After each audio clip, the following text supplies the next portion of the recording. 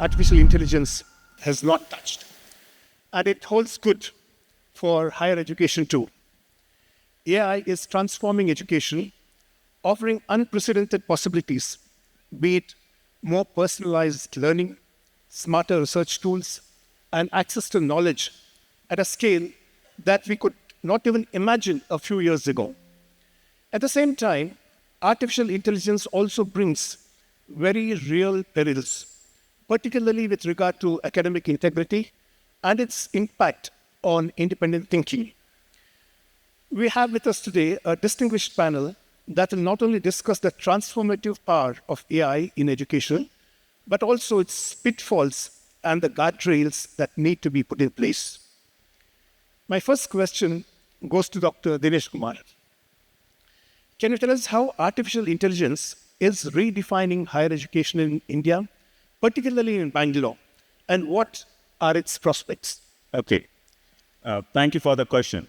But before I get there, how many of you actually understand how AI works, right? So let me use an analogy to explain that, because that's very important for us to understand that.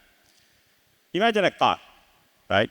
So the car is AI, but the car will not move without engine. So engine is machine learning algorithms. And you need a fuel. That's the data, right? If the data gets contaminated, the engine will fail, AI will fail. So if you don't use the right data, the algorithm will give you wrong answers. You'll end up taking wrong decisions, right? And AI is also kind of overconfident in turn. And how is that? If you ask any question, have you ever noticed that it tells you, I don't know the answer to this question? It's very rare. It may say that something went wrong, so I'm unable to answer this question. It never says that I don't know the answer to this question. Suppose if you ask a question, because I experiment with a lot of different questions.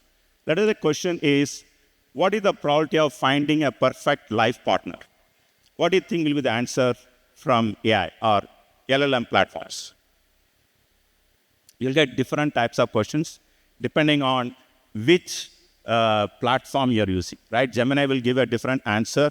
ChatGPT will give a different answer. Claude will give a different answer. So you'll find different answers. Why is that? The same question, why are you getting different answers?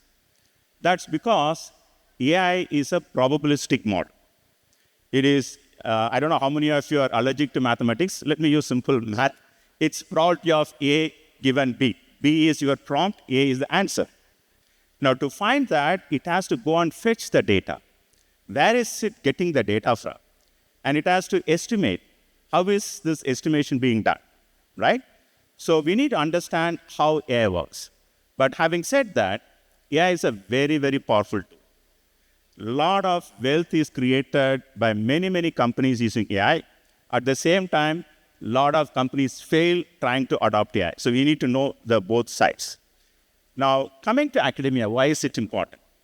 It is our responsibility to create talent in AI, right? And you can say AI literacy, but I like to use the word AI citizens. Every student starting from primary school should know what is AI, how it works, and how to use it responsibly. That is more important. So at IIM Bangalore, we adopt AI in many, many different courses. In fact, we encourage our colleagues, my colleagues, to use AI and figure out how AI can be used all the courses that I teach, right? At the same time, there is this kind of complaint or kind of problem of using too much AI. So in fact, there are a lot of studies now claim that AI makes people it impacts their creativity, right? So there was a large-scale study where they looked at more than 600 students, and as they use more and more AI, their creativity goes down. So that is going to be the challenge for educational institution. To what extent you can allow AI to be used in the classroom? So that's the first challenge. So every school should have AI governance structure in place. The second is obviously ethical use of AI. But more challenging thing is that how do you evaluate students now? Because In the past, we used to give take-home assignments and case discussion. Obviously, the students go through the case before they come to the class. Now you can upload the case in any of these LLMs and ask LLM to give answers to different possible questions, right? So that will have an impact on critical thinking and analyzing ability of the students.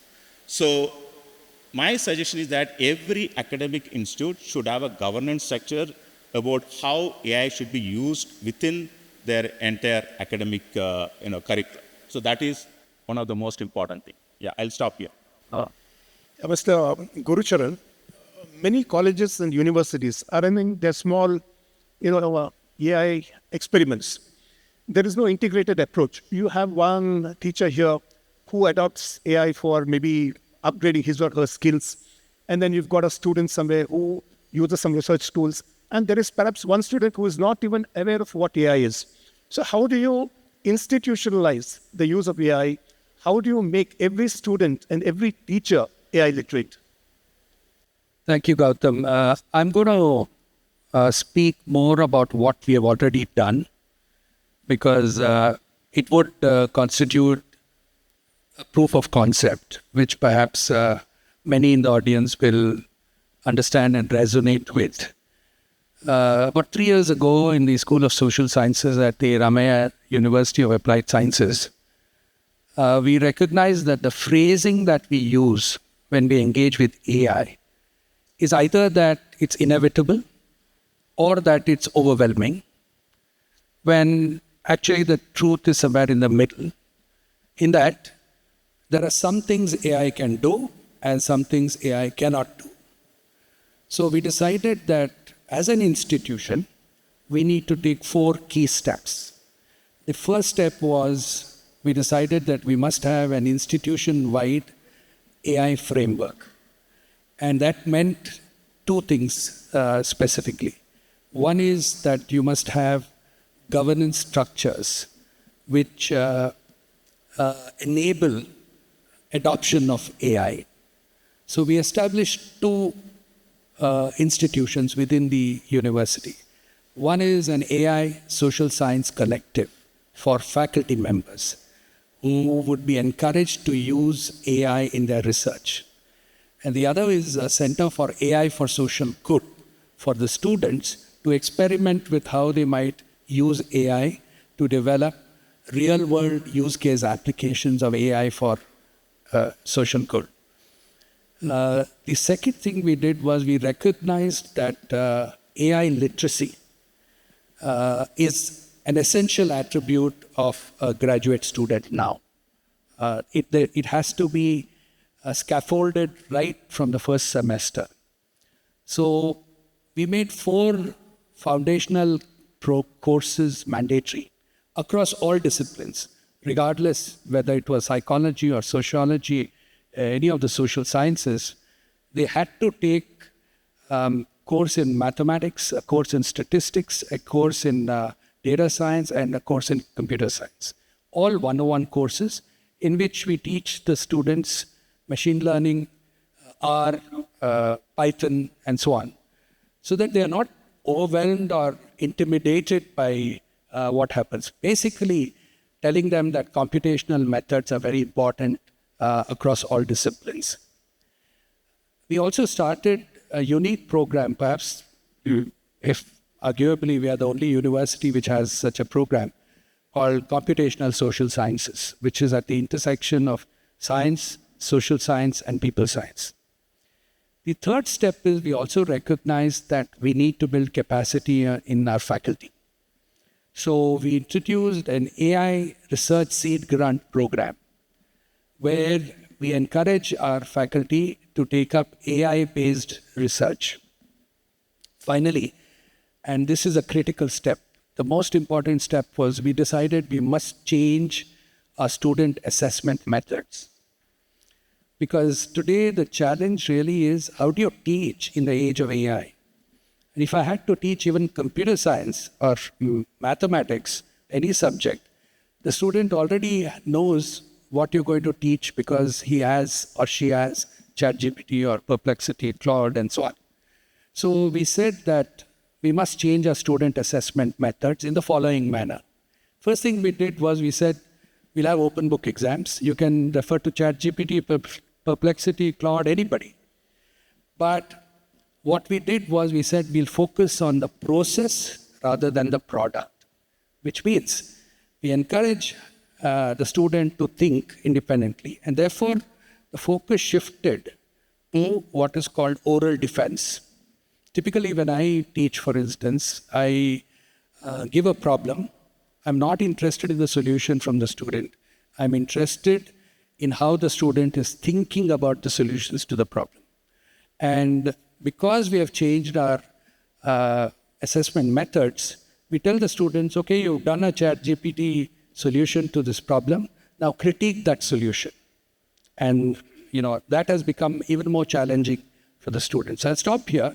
I think to move from a pilot to an institutional approach, we need these 4 key steps to be taken. Dr. Vidyashankar, as the Vice-chancellor of VTU, a premier institution, have you drawn up some framework to inculcate a culture of AI in all students and teachers, a framework which all other institutions can adopt? Good morning. Definitely, on the point of view of inculcating or exposing the students of higher education to the AI, I want to make one statement that AI is no more we have to force the students to learn AI. AI is going to be taught from 3rd semester onwards. CBSE has recently taken a decision to start AI from the 3rd standard onwards. They have added an AI expert into the board of CBSE to frame a curriculum for the students from the 3rd standard onwards. So as a university, definitely we have already introduced AI from the 1st semester as a common to all the branches, irrespective of the branch. That we have framed a curriculum in such a way that every branch of students need to understand what is the importance of AI, why they have to study AI, what are the basic contents. As mentioned my IIM professor, that they need to get exposed in the initial level itself, irrespective of the branch. And university on its part has introduced that in the curriculum itself, making the first year curriculum itself, we have introduced to all the branches. That's good to know. My next question is to Dr. Simha. Artificial intelligence raises fundamental questions of academic integrity, particularly around plagiarism and research ethics. And we recently saw the incident in Gollerkeri, the level to which they took the lack of integrity to. How should institutions rethink existing frameworks, and what kind of governance or ethical guardrails are urgently needed, while at the same time harnessing the potential of AI? Yeah, actually, it's a very nice question. I would like to flip AI. To understand AI, first we have to understand natural intelligence. Why are we afraid of AI? We need not to be afraid of AI. Integrity is not a question. We have to flip it. Let me give what intelligence for us. At least for me, working for 30 years, still I feel I'm within abyss. I have not understood AI. What framework it has given me is, how do you deconstruct AI? The way we want to deconstruct AI is to understand how do you represent the knowledge. How a first standard student represents the knowledge. How LLM represents the knowledge. How a PhD represents the knowledge. How do you represent the knowledge? Formula, rules, neural networks, cases like lawyers, doctors. How the knowledge is represented. That is the fundamental question we have to ask. How are we doing it? We know how AI is doing it. In fact, we are learning from AI. AI is learning from us. The second question we would like to see is what kind of reasoning we are trying to inculcate in the student. Logical, approximate, probabilistic, exact. What kind of reasoning is there likely to happen there? Number 3, how we are planning. Natural intelligent systems plan. How are we planning? We would like to understand what kind of planning you do. Brute force sequence. You try to select based on the utility. On what basis you would like to plan anything? The 4th pillar of AI or the natural intelligence is basically learning. What is our learning mechanism? Rote learning. In fact, a lot of universities have adopted Bloom's taxonomy. That's very good, excellent. But for me, when I apply AI and Bloom's taxonomy with the students, anybody who scores about 70% at application level should be getting 2 jobs. We stop at remembering and understanding. We never move to reasoning. For example, I always ask this question: how many of us know y minus into minus is plus? Reasoning. Reasoning is not taught. Now, coming back to the question of integrity, certainly, because we are allowed to use AI, not to do AI. When we make the students to do AI, the using of AI becomes more honest, because we would like to pit one system against each other. We would like to understand how are you representing the knowledge, how your system is learning, how your system is reasoning. We would like to institute that in the systems. Rather than making, don't use, don't plagiarize and things like that, make the AI to detect this is done by me. Let the student know AI can score. In fact, we build the systems. We say that any hallucination, any computer-generated thing can be tested by the LLM itself. It's not a problem. We can do that. Rather than making the students strict think that you should not use this, I'm not against governance, but I want the governance to be self-driven. When the students get that, it becomes easy for them not to do that. More we try to suppress, more they try to do that. Rather, like Professor said, allow them. Use ChatGPT, open book exam, do everything. Now the question of integrity will be in terms of understanding process. How do we evaluate the process? Normally, it must be multifaceted. In fact, most of the LLMs say can teach up to application level. But when it comes to analysis, evaluation, and creativity, LLMs are dumb. Like Professor Dinesh Kumar said, they are just probabilistic machines. They generate only one token, nothing else. If that is the case, the real people who can do this are the faculty members. Now, one of the cases that I always quote is, there's a school called as Alpha School in US. Students study for 2 hours with AI, the core subjects. Maybe philosophy, economics, science, language, and things like that.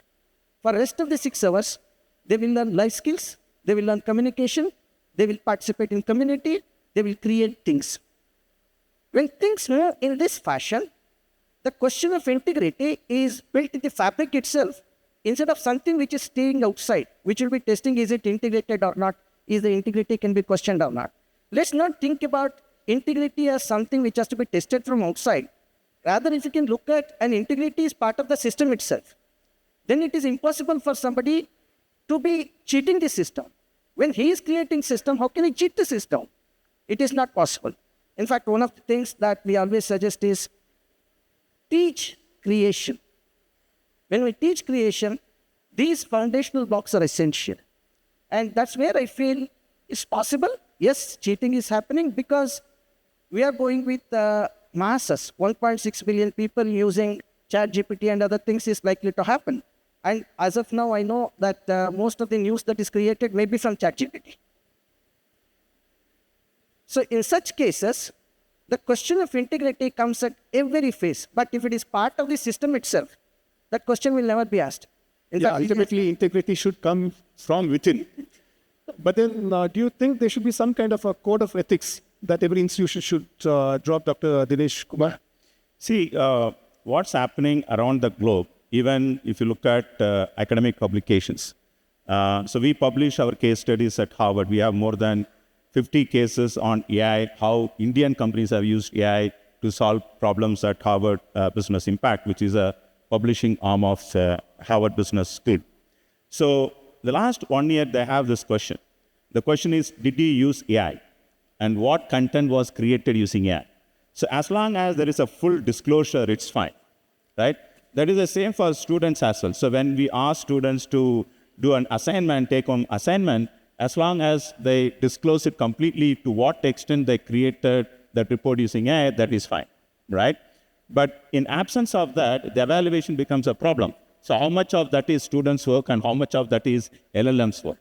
So that's why I was initially saying that every academic institute should have a governance structure which clearly states we're not banning you from using AI, but for what activities you can use AI. It's a responsible use of AI. You raised a very important question in your opening remarks about embedded data bias. Artificial intelligence systems can reflect biases embedded in their training data.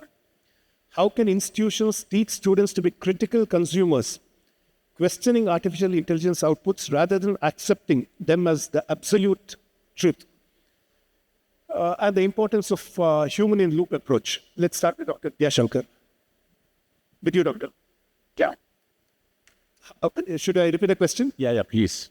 I said artificial intelligence systems can reflect biases embedded in the training data.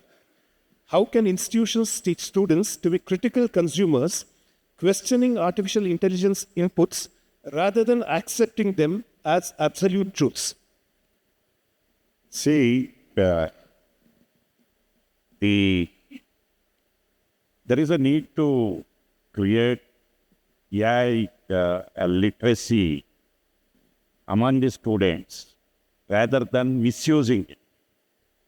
There needs to be a exposure to the students because the university being students with 4 lakh students, the students wide openly are inclined to use the AI more in the writing of assignment, writing of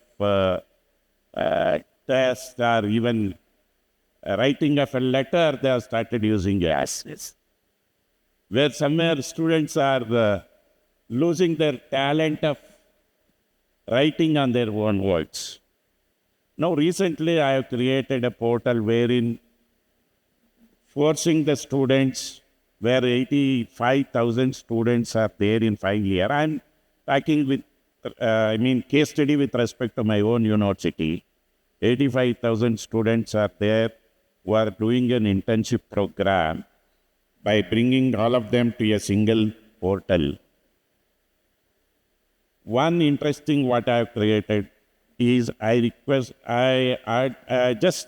have to write their diaries every day in the evening after completion of their 8 hours of internship program. There also, just it started and 15 days back. When we observe the diaries, they use writing AI, the diaries also. Okay. My intention is to make them to write on their own. Use their brains. Your intention is to make them use their brains. Brains. So, unfortunately, the use of AI by the students is more. Even in recently, the PhD scholars, after submission of their soft copies of the thesis, you find many scholars using AI more than what is required. Then 90% of content used to be from AI content. So what we have framed a policy, as mentioned by the professor, definitely there is a need to introduce a policy for use of AI at every university or institution level. If there is no policy, especially in higher education, the AI is going to be misused rather than be used. So among 95% thesis content is from AI, where the fellow who is doing AI, a PhD in AI, if he uses 95% content through AI, then what is the need of such thesis to be presented? So now we have made a policy that only 20% of the content Is original. can be by AI, not by all the 100%. 80% should be of their own And Dr. Dinesh Kumar, should integrity come from within? Or is there a need to have a set of rules to govern the use of AI? Like say 20% should be AI or 30% should be AI. Now, let me answer to your first question, the bias. There are two sources of bias. One is data bias, the second is model bias. So when I mentioned that question, what is the probability of finding a perfect life partner in life? Many different platforms gave me different answers. I mean, many of them said just 0, right? And I asked if the answer is 0, why so many people are getting married? And it said alcohol, right? But Gemini gave me a different answer. It says 1 out of 285,000, very precise number. And if that is true, what that number actually means, this is where you have to actually go and analyze what these platforms throw at you.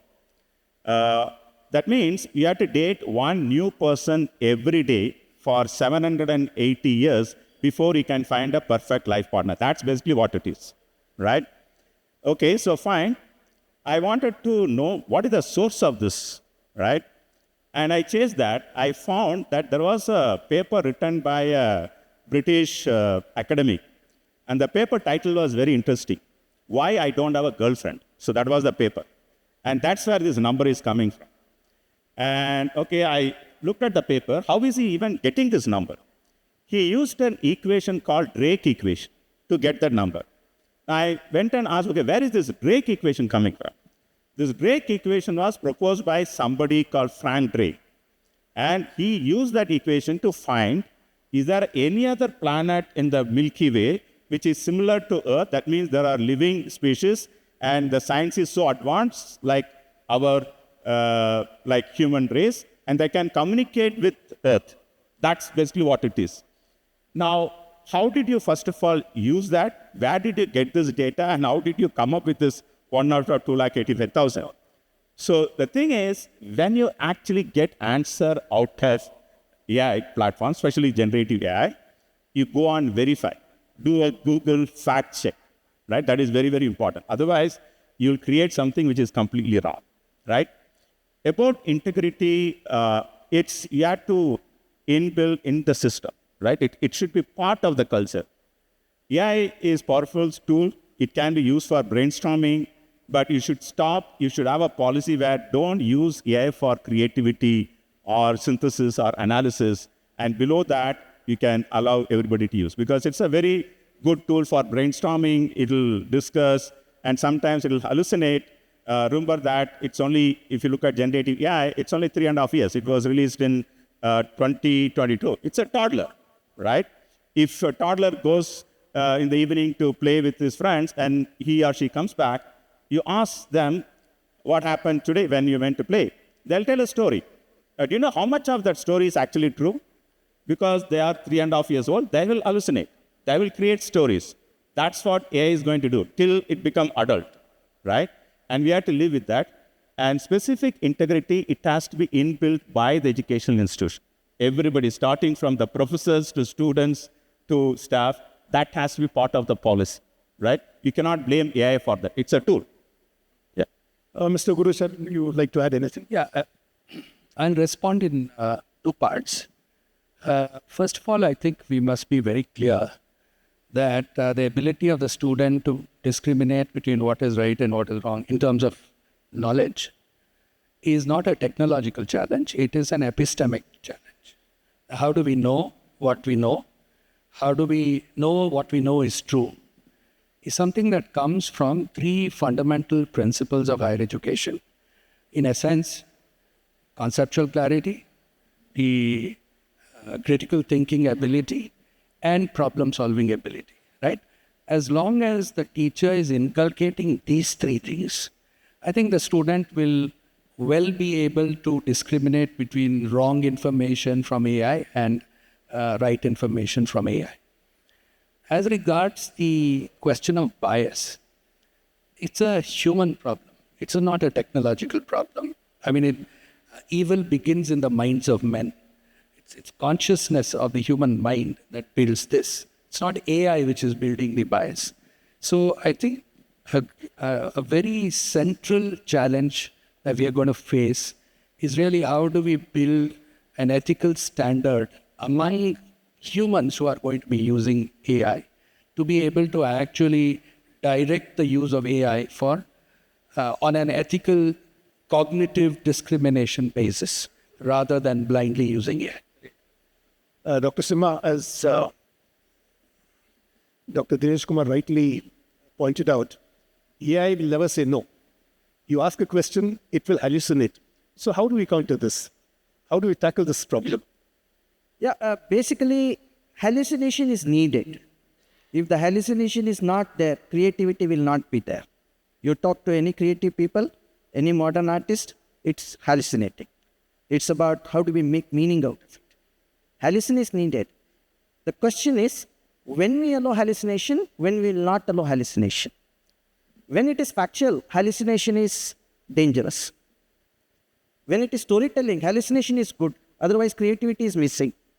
So the idea is, how do we counter this? That comes from two things what Professor has told. In fact, for us, those are the two important things. The first is systems thinking. Can we think in terms of systems? Can we inculcate the quality of systems thinking from day one? Because every system thinks in terms of consequence. If I do something, what happens? Is that good for me or not? If it is not good for me, why I am doing this? So if we can start thinking in terms of systems instead of linear learning, it becomes much easier for us to counter the hallucination. Second part is critical thinking. Critical thinking is normally, like Professor Dinesh said. Let me interrupt you here. We have a separate question on critical thinking. I'll put it to Dr. Vidyashankar. There's a growing concern that over-reliance on artificial intelligence tools may dull inquiry, originality, and problem-solving abilities. What safeguards can ensure that artificial intelligence enhances rather than replaces critical thinking? Like you earlier remarked, sometimes in research, 80% to 90% of the inputs are from artificial intelligence. So how can we check this? How can we ensure that artificial intelligence does not dim our own intelligence? Definitely, that's why, along with artificial intelligence, we have introduced something called innovation and design thinking in the first semester itself. So where students cannot use AI for that innovation and design thinking. Simultaneously, the students needs to get exposed to the artificial intelligence tools, definitely. The tool itself will not give everything. The innovative ideas what the students can exhibit. That's why there is a need, the university understood that there is a need to create some platform for students to innovate, design after a critical thinking, design something, producing a prototype that at the first semester level itself, along with this AI, we have introduced a separate innovation and design thinking problems wherein the batch of the 4 students will visit the sites, identify the local problems, design it, identify the problem, solution by way of design thinking or critical thinking, and then build a prototype at the first semester level itself. Otherwise, students, if we say that it is a credit subject, wherein we have introduced that at the first semester itself, whereby substantiating the students to use their innovative ideas in building something rather than using an AI tools for each and everything.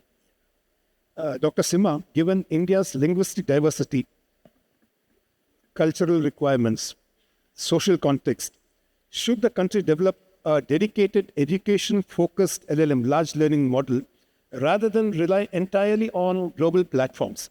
And what are the advantages of having a local LLM?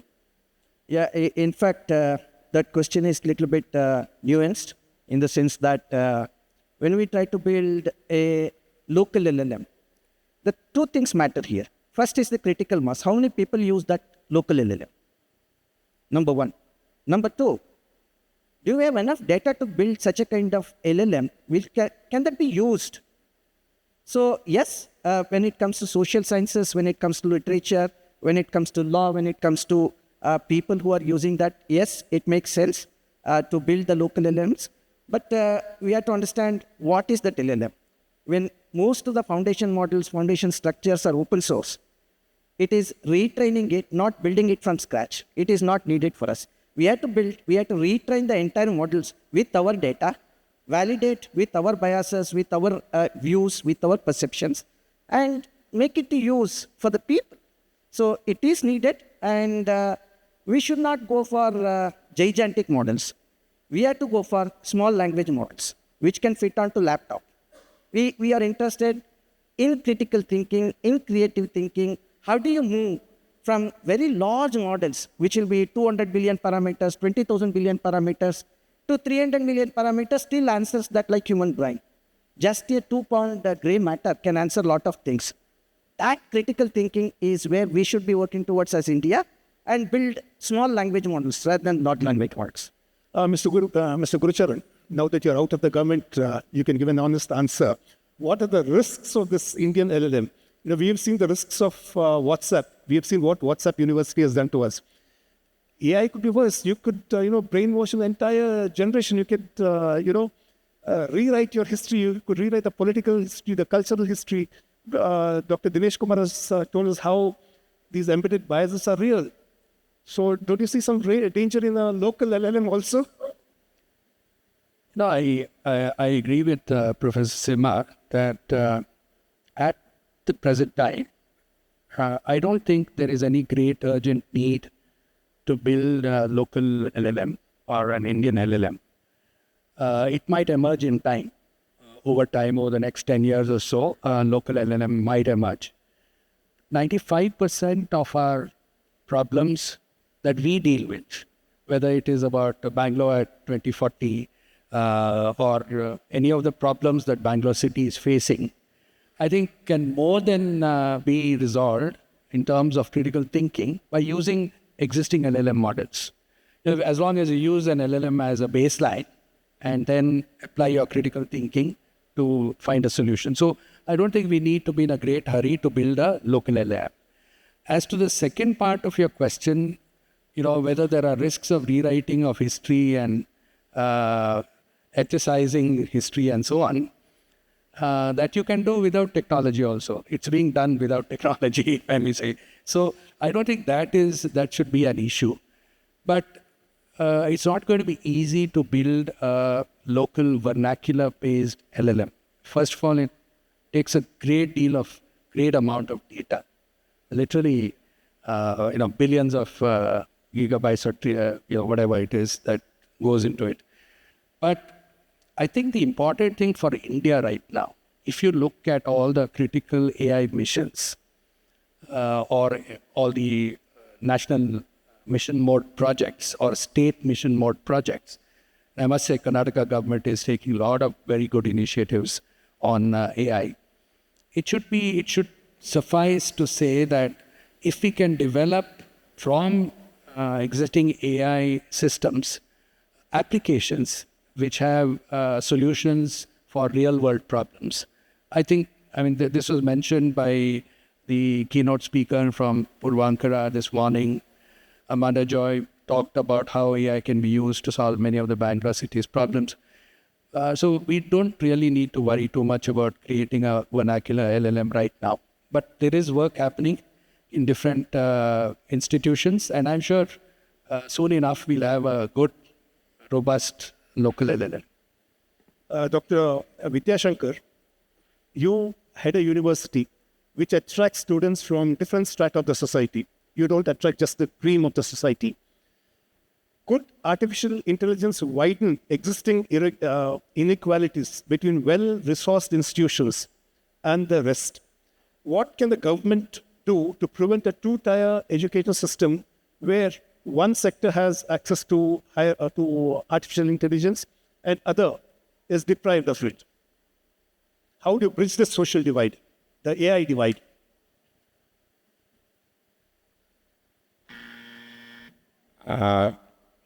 With regards to that, there are two-tier system where certain category of students are exposed to the AI much rather than the second category.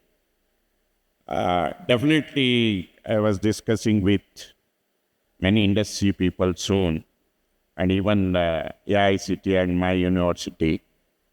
There is definitely there are AI batches in all the colleges. Approximately around 150 colleges is having the AI branch of engineering. But accessibility to the AI platform is restricted to very few colleges, like 3 to 4 colleges. But remaining students don't have any accessibility to the AI platform itself. Yeah, let's hope the divide is bridged soon and that the government does something. Government as well as the industries must come forward to establish, because the industry says out of every 10 engineers, there will be only one engineer with an AI background or AI complete knowledge of AI. To fill that gap, the industries needs to come forward and establish AI platform at different Tier 2 and Tier 3 cities to give exposure to the most of the engineering students from Tier 2, Tier 3 cities to build and to learn and to get exposed to the AI platform more rather than Tier 1 cities students. Yeah, you're right. I think Mr. Gurucharan also Just wanted to make a short point. It's a very important question that you raised. Leave aside AI. Even without AI, I think there's a growing digital divide between urban and rural India. And the problem is much more fundamental than just access. We did a quick analysis from our Center for AI for Social Good and found that there's one very important gap, and that is in mathematics teaching in rural schools and in government schools. At the middle school level, you have very good teachers at the primary school, you have very good teachers at the high school level, the middle school. So we launched a program to train government teachers in teaching good mathematics and make sure that the students have computational capabilities which will help better appreciate the implications of AI. That's one. Second is I think we need to encourage them to use small devices. For example, you can get a Raspberry today at 10,000 rupees. So we've been experimenting with giving Raspberries to kids and asking them, play with this and see what you can do with it. I think just that. I mean, I say this. In my generation, we were taught ABC. Few generations after mine, they were taught 1, 2, 3. Present generations, last generation was taught coding. Now even that is passé. Kids are being taught how to write an algorithm now, So I think it's important for us to look at how we can reach out to the rural. There are brilliant children in our rural areas. We really need to get them on board. Ladies and gentlemen, we've completely run out of time. Today's discussion makes it clear that AI is neither a magic solution nor a threat to higher education. The task ahead is to harness its possibilities with imagination while confronting its perils with clear governance, ethical clarity, and academic courage. Thank you. Thank you all. Thank you. Thank you.